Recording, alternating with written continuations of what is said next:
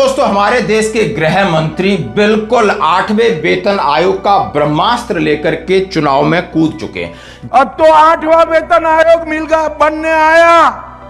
मैं आज कहकर जाता हूं, सभी लोग भाजपा सरकार बना दो, 45 दिन में ही हम 7वां वेतन आयोग की तनख्वाह देने का काम करेंगे। जैसे कि दोस्तों घोषणा हो गई है कि अभी 5 राज्यों में विधानसभा चुनाव का बिगुल बज चुका है, जिसमें इंपॉर्टेंट है पश्चिम बंगाल, आसाम, केरल, तमिलनाडु और पांडिचेरी। और यहां पर अमित शाह और मोदी जी का निशाना है तृणमूल कांग्रेस यानी पश्चिम बंगाल, उनका किला ध्वस्त करना, क्योंकि ये बहुत कड़वे और तीखे प्रहार करते हो। इसके लिए ब्रह्मास्त्र बनाया है 8वां वेतन आयोग।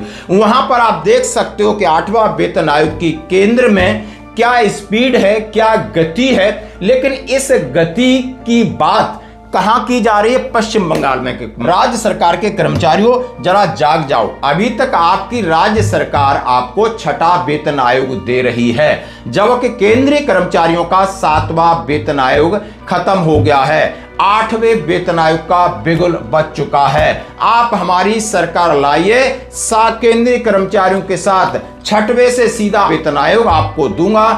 देश भर की सरकारों के सरकारी कर्मचारियों को 7वां वेतन आयोग मिल चुका है। सिर्फ बंगाल के कर्मचारियों को ही 6ठा वेतन आयोग का तनख्वाह मिलता है।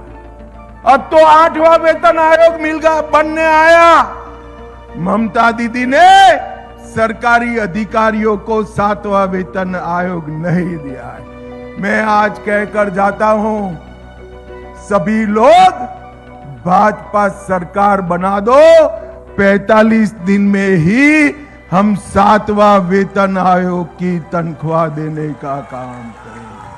आपके सुख दुख का भागीदार बनूंगा, आपका जीवन बदल दूंगा, आपको मालामाल कर दूंगा। ये मैं नहीं कह रहा, अमित शाह जी का भाषण है। मैं इसको पॉलिटिकल माइलेज का भाषण बोलूंगा। हर कोई ये कहता है कि नहीं, सरकार किसी चीज को लेकर गंभीर नहीं है। सरकार 8वें वेतन आयोग को लेकर गंभीर है, लेकिन चाहती है कि धीरे धीरे धीरे धीरे इसका जितना फायदा उठाया जाए उससे। इसीलिए सरकार ने लेट लतीफी की, यानी सरकार के पास 30 अप्रैल तक मेमोरेंडम आप सिर्फ ऑनलाइन दे सकते हो, फिर सरकार उसकी स्टडी करेगी, यानी लगभग इसी चक्कर में 2026 निकाल देगी। 2027 में वो अपना सर्वे करेगी, फिर जाकर के बैठक करेगी, फिर 28 में जाके रिपोर्ट बनाएगी, जब तक उत्तर प्रदेश का 2027 में चुनाव आएगा, जो कि एक बड़ा राज्य है जहां पर प्रतिष्ठा दांव पर लगी है। यदि वो राज्य इनके हाथ से चला गया तो बहुत सारी चीजें अस्त व्यस्त हो जाएंगी, क्योंकि इसका सीधा प्रभाव जो 2029 के लोकसभा चुनाव पर पड़ेगा।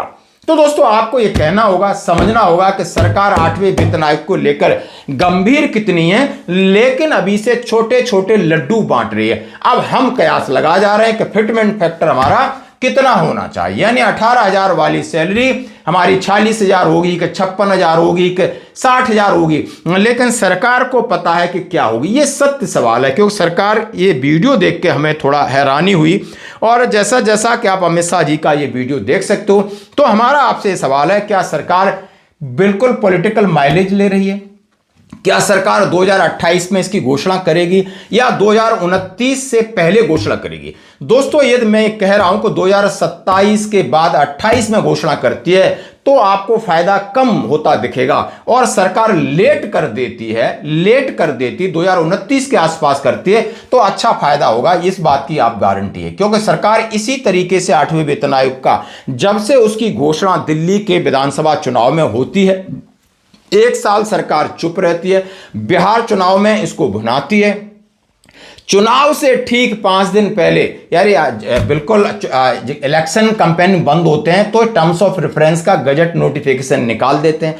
अब इस चुनाव में इन्होंने क्या किया, सबसे सुझाव मांगने का काम किया है कि 5 स्टेट के इलेक्शन है, 2027 में ये कुछ और बड़ा एक कदम उठाएंगे, यानी धीरे धीरे चुनाव का फायदा लेने के साथ साथ इनकी जो गति बढ़ रही है और हम चाहते हैं या आप क्या चाहते हो कि 2029 के एज पर जाएगा तो कहीं ना कहीं ये सरकार आपको फायदा देगी। मैं क्यों कह रहा हूं कि एक अर्थशास्त्री इसके ऊपर कह रहे थे कि सरकार जरूर चाहेगी कि उसकी इकोनॉमिक जो हालत है वो बूस्ट हो, बाजार में पैसा जाए, आपको उसको एरियर मिलेगा और इसका फायदा सरकार को भी टैक्स के जरिए होगा और मार्केट में बड़ा ग्रोथ होगा और सरकार को भी फायदा होगा।